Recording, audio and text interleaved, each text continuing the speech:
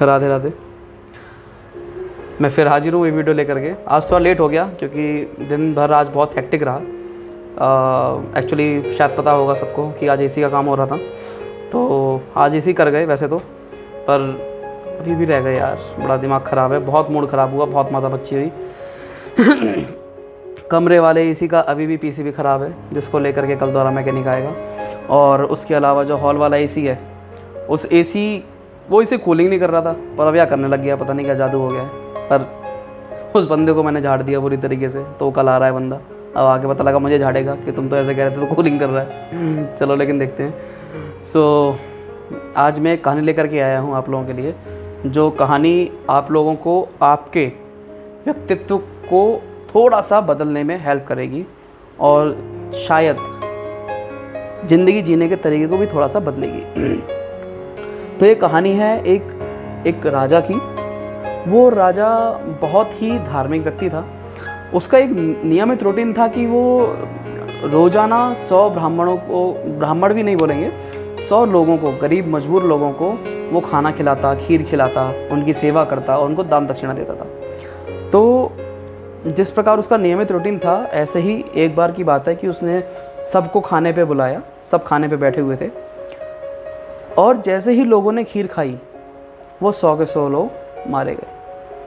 हुआ क्या कि जो उस राजा का हलवाई था, उसने खीर बना तो दी, लेकिन बनाने के बाद उसको ढकना भूल गया और वहाँ पे कहीं से एक चलता हुआ एक सांप आ गया, जो अपना विष उस खीर में छोड़ गया। और जैसे ही लोगों ने उस खीर को खाया, वो 100 के 100 लोग मारे गए। अब जब ये स्थिति हुई तो राजा को बहुत बड़ा झटका लगा। वो ये सहन नहीं कर पाया। वो इतना ज़्यादा हताश हो गया कि वो मतलब अपना राजपाट भी नहीं संभाल पा रहा था। अब उसने सोचा क्या करूँ। उसने सोचा ठीक है यार, अब मुझे राजपाट संभालना नहीं है, मैं सब छोड़ रहा हूँ। तो वो अपना सारा राजपाट छोड़ करके और चला गया कि मैं जंगलों में जाके रहूँगा, वहाँ भगवान में ध्यान लगाऊंगा, वहाँ आराधना करूँगा और उनसे क्षमा याचना करूँगा और अपने पाप का प्रायश्चित करूँगा जो मेरे से हुआ। मेरी वजह से 100 लोग मारे गए हैं और मुझे उसका प्रायश्चित करना ही होगा। तो जैसा राजा ने सोचा, उसने वही किया। अगले दिन सुबह होते ही वो चल पड़ा जंगलों की ओर। तो चलते चलते उसको शाम हो गई, रात होने वाली थी। तो उसने सोचा कि एक गांव में वो पहुंचा। उसने सोचा कि आज मैं यहीं रुक जाता हूं, कल सुबह होने पर मैं यहाँ से आगे बढ़ूंगा। अब क्या होता है कि जैसे ही वो गांव के अंदर घुसा तो देखा, जैसे कि आप लोग जानते ही होंगे, चौपाल वगैरह लगती हैं, वहाँ कुछ लोग बैठ के बातचीत वगैरह करते हैं। तो ऐसे ही वहाँ पे एक चौपाल लगी हुई थी, वहाँ पे लोग अपनी बातें कर रहे थे। तो जैसे ही राजा वहाँ पहुँचा, उसने उन लोगों से बोला कि मैं मुसाफिर आदमी हूँ, मुझे आज रात यहाँ बितानी है, तो कोई ऐसा परिवार है जो बहुत ज़्यादा पूजा पाठ करने वाला धार्मिक परिवार हो, मुझे वहाँ आज रात के लिए शरण चाहिए। तो चौपाल पे लोग बैठे थे, उन्होंने बोला कि हाँ हाँ बिल्कुल है, ऐसा एक परिवार है, एक भाई बहन रहते हैं, वो बहुत ही धार्मिक हैं और भगवान की पूजा पाठ ही करते रहते हैं, आप वहाँ पे जाओ, आप वहाँ पे आराम से रहो। बोलता है ठीक है साहब। तो जैसा राजा को बताया गया, राजा पहुँच गया उन लोगों के यहाँ। अब जब पहुँचा तो उसने वही चीज़ उनको बताई कि भाई मैं मुसाफिर हूँ और मुझे आज रात यहाँ ठहरना है, कल सुबह होते ही मैं यहाँ से निकल जाऊँगा। तो जब उन भाई बहन ने ये वाली बात सुनी तो उन्होंने उसको बोला हाँ जी बिल्कुल कोई दिक्कत नहीं। उसको आदर सत्कार से राजा को बुलाया। मतलब बहुत ही मतलब उन्हें नहीं पता था वो राजा है, पर उन्होंने तो मुसाफिर की तरह उसको बुलाया, खूब उनकी सेवा करी, खाना पीना खिलाया, सुलाया। अच्छा, जो लड़की थी, जो उस लड़के की बहन थी, उसका एक नियमित एक रूटीन था कि वो क्या करती थी, डेली सुबह जगते ही सबसे पहले भगवान की आराधना करती थी, एक मेडिटेशन करती थी, ध्यान लगाती थी। और जब वो ध्यान लगाने के बाद में उस ध्यान से बाहर निकलती, उसके बाद अपना रोज़मर्रा के कार्य वो किया करती थी, कि खाना बनाना, झाड़ू पोछा, जो भी वो करती थी। लेकिन अगली सुबह क्या होता है कि वो लड़की ध्यान में कुछ ज़्यादा ही लीन हो गई और वो बहुत देर तक उस ध्यान में वो बैठी रह गई। जैसे ही वो ध्यान से उठी, उसका भाई ने उसको बोला, अरे यार तूने क्या किया आज, तुम्हें पता होना चाहिए था कि आज हमारे यहाँ मुसाफिर आए हैं, आज हमें उनके लिए खाना पीना उनको खिलाना था, उनको खाना पीना खिला के यहाँ से विदा करना था, उनका सम्मान पूर्वक, और तूने इतनी देर लगा दी यार ध्यान में, तेरे को जल्दी करना चाहिए था, बल्कि आज तूने तो उल्टा देर लगा दी।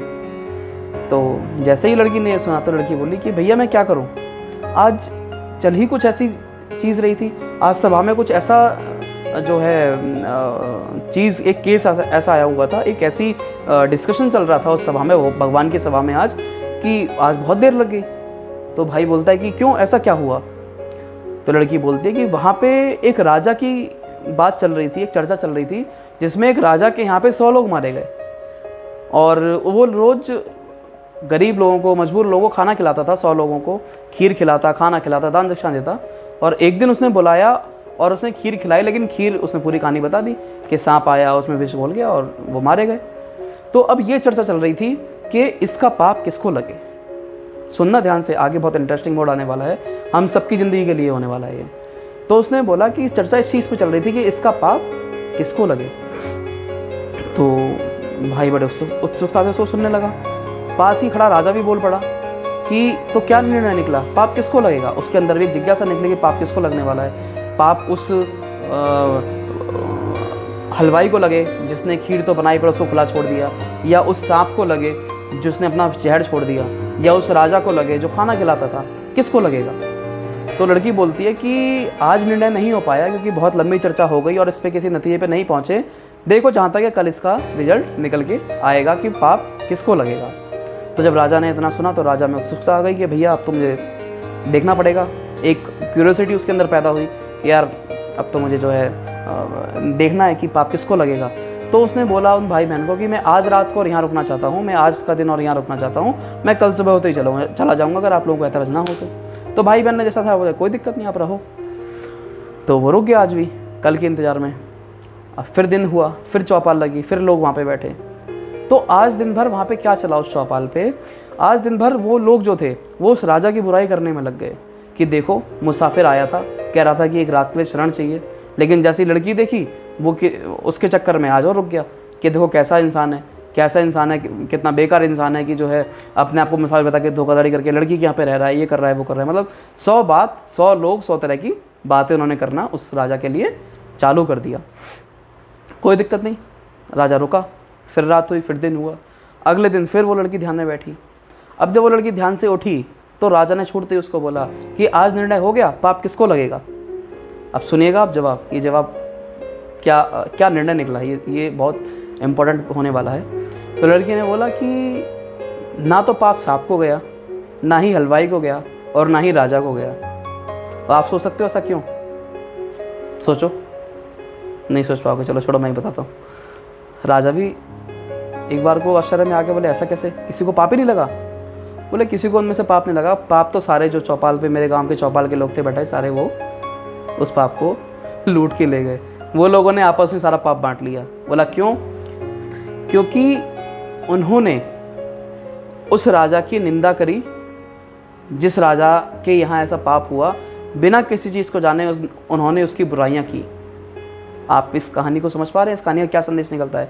इस कहानी का ये संदेश निकलता है कि जब हम किसी की बुराई करते हैं, जब हम किसी के बारे में बात करते हैं, किसी की बुराइयां करना चालू करते हैं, तो ना हम सिर्फ उसकी बुराइयां कर रहे हैं बल्कि उसके पाप, उसके किए हुए कर्मों का फल भी हमको आकर के मिलता है। इसलिए हमें कभी किसी की निंदा नहीं करनी चाहिए, किसी की बुराई नहीं करनी चाहिए। इस कहानी से हमें संदेश मिलता है कि अपने आसपास ही के अपने रिश्तेदार, अपने दोस्तों, कहीं से भी हमें गॉसिप्स, हमें इस तरह की चर्चाओं से बचना चाहिए, इस तरह की निंदाओं से बचना चाहिए। हमें किसी की बुराई भलाई में लिप्त नहीं होना चाहिए, हमें किसी की बुराई नहीं करनी चाहिए। क्योंकि अगर हम किसी की बुराई करेंगे तो ना ही हम सिर्फ उसकी बुराई कर रहे हैं बल्कि उसके सारे कर्मों का बोझ हम अपने ऊपर लेकर के आ रहे हैं। अगर वो कोई पाप करेगा तो उसका भी फल हमारे ऊपर आ जाएगा। तो इसी के साथ मैं कहानी को विराम देता हूँ और एक संदेश आपको देना चाहता हूँ, वही जो कहानी से मिला कि पाप किसको मिलेगा? पाप उसको मिलेगा जो दूसरों की बुराइयों में लगेगा। तो इसी के साथ राधे राधे।